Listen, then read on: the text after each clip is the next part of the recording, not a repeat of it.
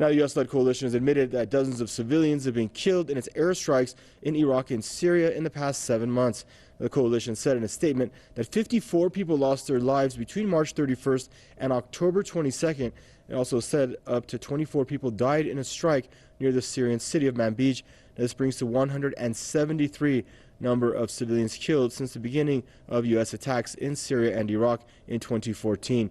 Activists, however, say the figure is much higher.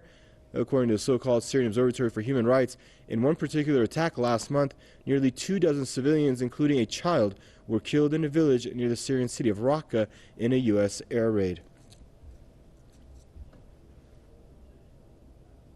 And now we're going to swing over to Brisbane. We're joined by Mr. Max Igan, radio host and political commentator. Welcome to the program, Mr. Igan. Your thoughts on this report?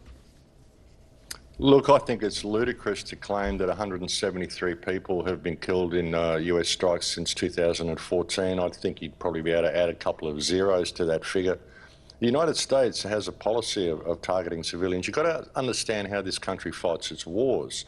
You know, it isn't in Syria to fight terrorism, it's in Syria to effect regime change. And the way the United States likes to effect regime change is to destabilise the country. We saw this in Iraq. We saw sanctions against 500,000 children. It killed 500,000 children in Iraq. The purpose there was to raise the ire of the public so they will overthrow their own government. This is the United States policy. This is how it fights its wars, because it's spread so thin, it's got so many wars going on that it's fighting, that it can't really send its own troops in there to fight its war for it, so it sends in Daesh terrorists and all these ISIS terrorists.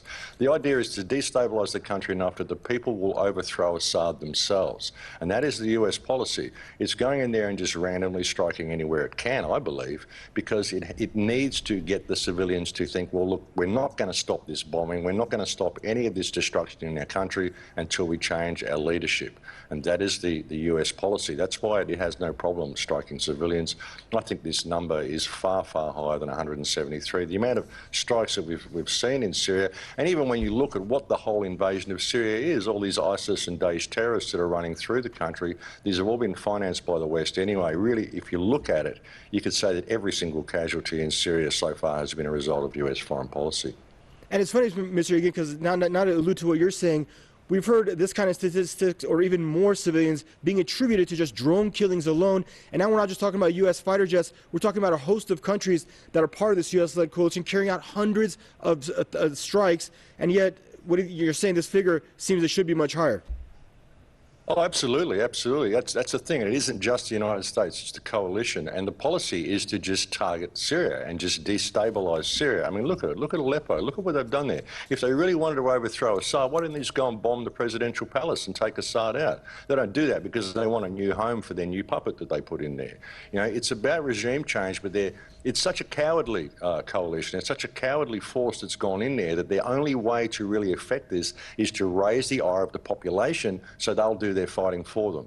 The way they won't send their own armies in there, they're getting all these Daesh terrorists and all these mercenaries that came across from Libya to go and do their fighting for them. They won't send their own army in there. They won't go and put themselves in danger. They'll just make it so uncomfortable to live there that the people there have no choice but to overthrow their own president and to put in whatever puppet the coalition wants them to put in.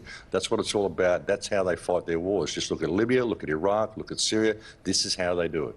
Thank you, Mr. Max Igan, for your input, sir. Joining us out of Brisbane, radio host and political commentator.